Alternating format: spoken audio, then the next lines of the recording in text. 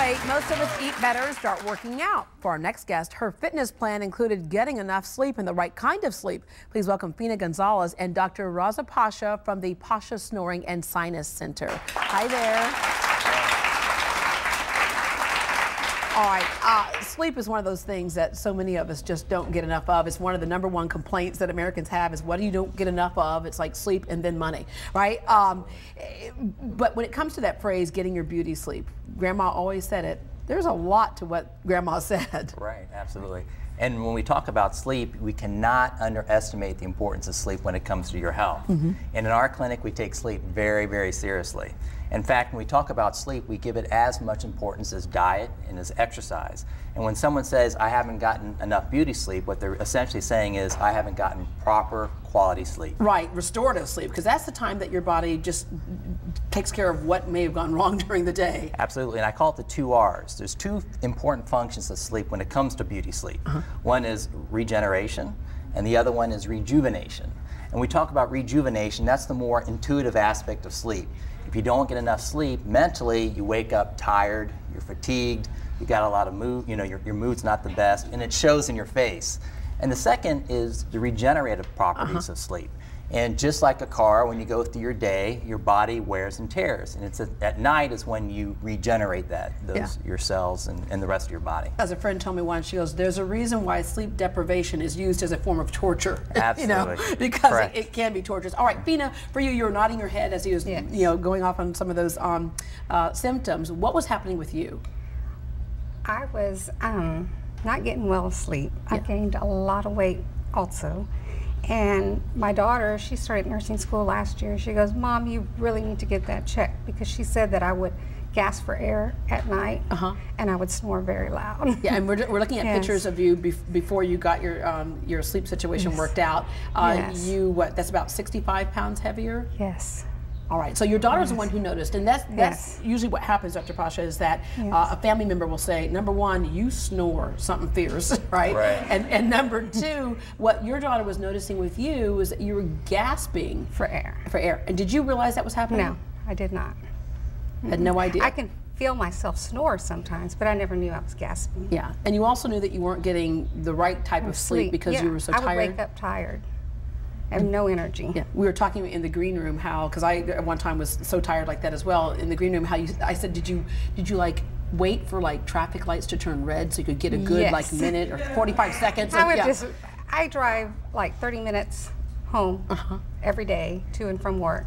And in the evenings when I would go home, I would be at the light and just like nodding my head. And this is where it becomes dangerous. This is not good. Yes. Absolutely. I mean, when you deal with lack of sleep, one of the more dangerous things besides the heart, the lung, the high blood pressure issues that happen when you have sleep apnea is the workplace. You know, especially operating machinery and of course driving. Okay, let's go through a number of the things that you had to do to address your issue. Somebody comes to your office, the first thing you figure out is why they're not getting enough sleep, and there can be a number of reasons for that. One could be, is it a hormonal issue? Could it be that you're taking medications? Are you drinking alcohol? All those types of things. Once you eliminate those, you get into, is there a bigger physical problem here? What was happening with her? Well, Fina, like most patients, they come in and they're complaining mainly about snoring. Snoring always seems to be the initiating event to come and see me. But when I see a patient for snoring, the first thing I really need to determine is whether or not they have sleep apnea. And in Fina's case, she definitely had sleep apnea. She was tired all the time. She had problems maintaining her weight, even though she was making, attempts. Yeah. What's the connection there? With weight? In terms of, gaining the weight, even though because you're not getting enough sleep. No, what happens is when you have sleep apnea, okay, what happens is you have collapse of the airway. When you have collapse of the airway, you lose your oxygen. The oxygen interrupts your sleep, and what happens is you wake up tired all the time. You don't get those deep delta waves that are required for restfulness. So essentially your metabolism slows down. And there's another very important point with that, and we didn't get to talk about that last time I was here, is that there's a hormone called cortisol.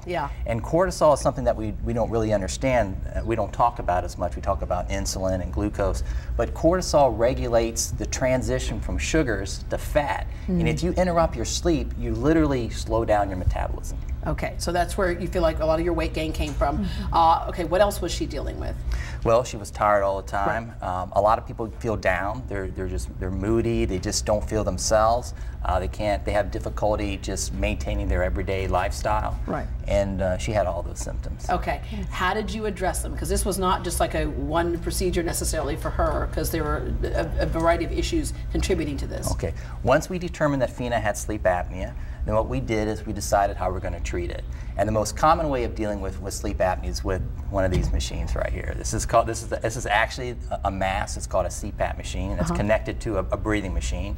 And Fina tried the mask, and like so you many sleep patients, with this? Yeah. Now, are you married, Fina? No. Okay, this could really wreck your dating life, couldn't it? Yes. Okay. Yes. Just saying. All right. But anyway. Not the sexiest of No. Right. But okay, she tried this and it didn't work for her. It works for some people, but didn't work for her. Didn't work for her. So then what we had to do is we had to go deal with the underlying cause. She came to our office. The first thing I did is I looked at her airway. Her airway starts from the tip of your nose and goes all the way down to the throat. And I found that she had some levels of obstruction, and on the camera in our office, I can literally show her where the airway was collapsing. So once we identified where she was collapsing, I said, okay, we have some, on her case, on Fina's case, she had some collapse in her nose. She had what's called a deviated nasal septum. She had some redundant tissue in the back of her throat. And we addressed the nose, we addressed the back of the throat. I also saw when she leaned back that her tongue went backwards and it was blocking her airway at night. So I also did a procedure so that her tongue doesn't go back at night. Okay, and how are you sleeping now, Fina? Oh, like a baby. Like a baby, and you lost 65 pounds on Yes. top of that? Yes. Okay, I'm gonna sleep for a month. Yeah.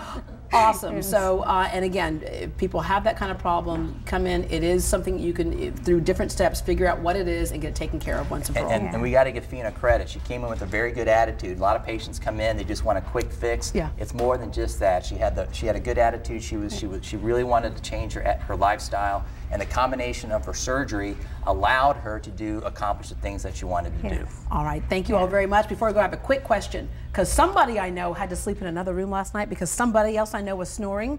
Okay, who should be the one who leaves? The snorer? Raise your hands if you think the person who's snoring should be the one who has to leave. Or should it be the person who you're waking up who has to leave?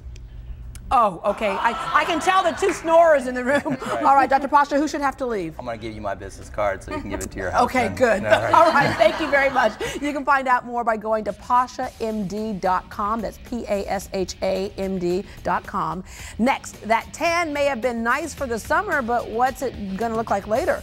We'll show you how to get rid of those sunspots and smooth out those tanned leathery hides that you have.